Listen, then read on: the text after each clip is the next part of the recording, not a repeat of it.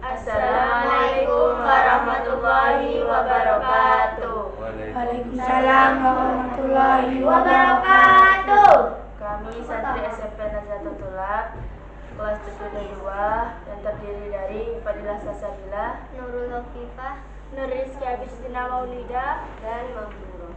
Kami akan mempresentasikan tugas IPS 2 dengan tema menjelaskan potensi sumber daya perikanan laut Indonesia.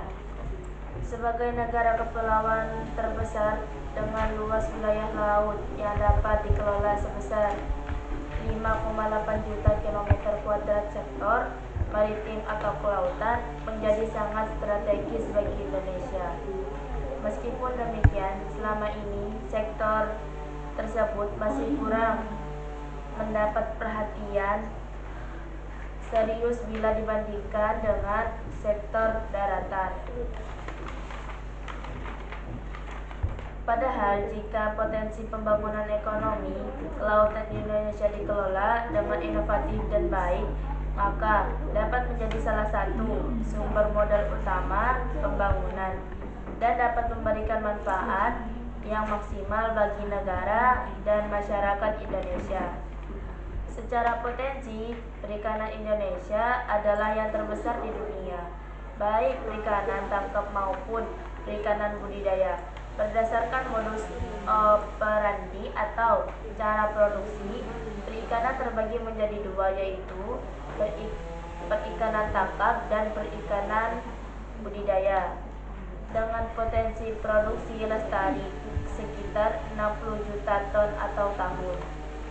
Dari angka ini, potensi produksi lestari perikanan tertangkap laut sebesar 9,3 juta ton per tahun, dan perikanan tangkap di perairan darat, danau, sungai, waduk, dan rawa sekitar 0,9 juta ton per tahun, atau total perikanan tangkap 10,2 juta ton per tahun.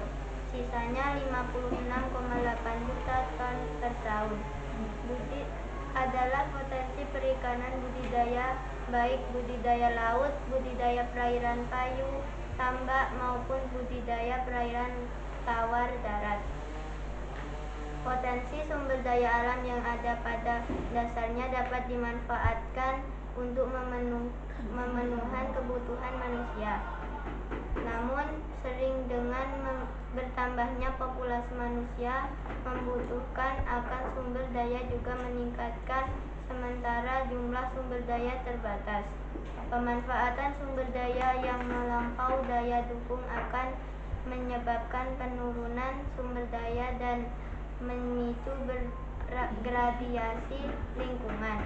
Salah satu sumber daya yang terancam keberlangsungannya adalah sumber daya perikanan.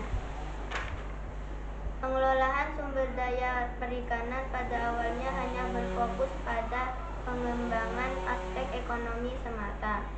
Hal ini karena adanya kesalahpahaman bahwa sumber daya ikan dapat pulih sehingga dapat dieksploitasi besar-besaran dan memaksimalkan produksi tangkap ikan untuk menjaga keuntungan sebesar-besarnya. Dalam perkembangannya, pembagian pengelolaan perikanan tersebut telah bergeser pada konsep yang berkelanjutan, di mana tidak hanya menekankan pada aspek ekonomi, namun aspek ekologi dan sosial juga menjadi perhatiannya. Mengingat luas wilayah perairan Indonesia, sehingga untuk optimalisasi pengelolaan sumber daya perikanan, maka pemerintah menetapkan wilayah pengelolaan perikanan negara Republik Indonesia melalui Peraturan Menteri Kelautan dan Perikanan Nomor 1 Tahun 2009 yang telah diubah melalui Peraturan Menteri Kelautan dan Perikanan Nomor 18 Tahun 2014. Wilayah Pengelolaan Perikanan Negeri Republik Indonesia (WPPNRI) tutup kurung.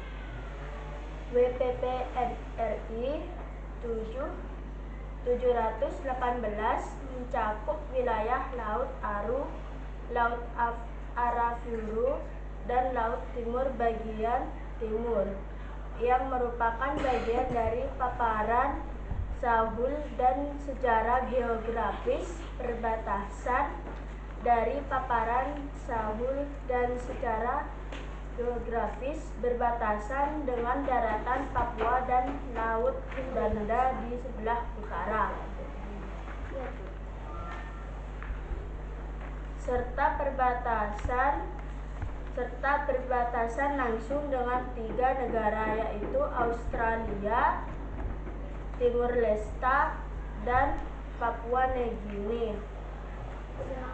Secara administratif, WPP ini terdiri dari 3 pemerintahan provinsi, yaitu Papua, Papua Barat, dan Maluku, serta 8 pemerintah kabupaten atau kota meliputi Kabupaten Maluku Tenggara, Maluku Barat Daya, Merauke, Mapi, Asmat, Mimika, dan Aru Kepulauan. Dokumen RPP WPP NRI 718,2014. Potensi sumber ikan. Laut Arafura WPP 718 merupakan salah satu perairan tersubur di dunia, sehingga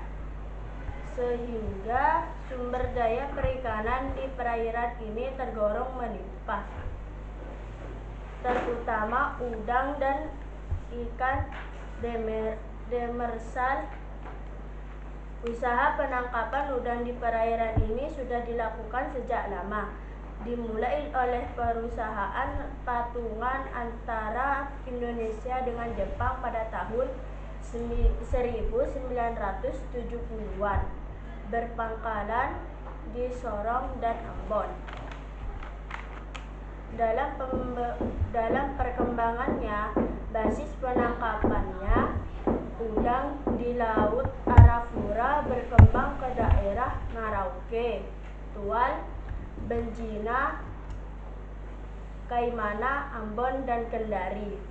Sumber daya ikan yang terdapat di WPP NRI 718 terdiri dari 5 kelompok utama, yaitu ikan pelagis besar, ikan pelagis kecil, ikan demersial, ikan karang, dan udang. Status pengelolaan perikanan. Sebagai upaya dalam pengelolaan sumber daya perikanan di WPP NRI 718 telah teridentifikasi beberapa isu yang kemudian dijadikan tujuan dan sasaran pengelolaan yang terlingkup dalam 3 aspek, yaitu sumber daya ikan dan lingkungan sosial, ekonomi, dan tata kelola.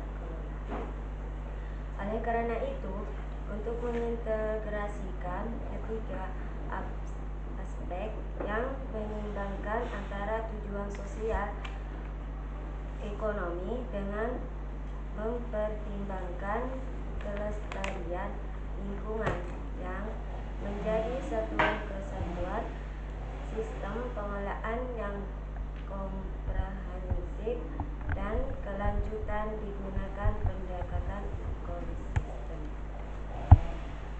Berdasarkan keputusan Menteri Kelautan dan Perikanan Nomor 47 Tahun 2016 tentang estimasi potensi jumlah tangkapan yang diperbolehkan dan tingkat bermanfaatan sumber daya ikan di wilayah pengolahan perikanan Republik Indonesia. Khusus untuk WPP NRI 718 memiliki potensi sumber daya perikanan sebesar 1.009 juta dengan tingkat bermanfaatan untuk jenis udang, ikan, demersal, dan telah mengalami overexploitation. Demikian penjelasan mengenai potensi sumber perikanan laut di Indonesia yang perlu dipahami. Dengan penjelasan singkat di atas, kita jadi lebih memahami bagaimana pengaruh potensi sumber perikanan laut di Indonesia terhadap kondisi alam dan juga perekonomian. Demikian yang dapat kami sampaikan. Semoga apa yang disampaikan bisa menambah wawasan serta pengetahuan bagi kita semua. Atas perhatiannya disampaikan. Terima kasih. Wassalamualaikum warahmatullahi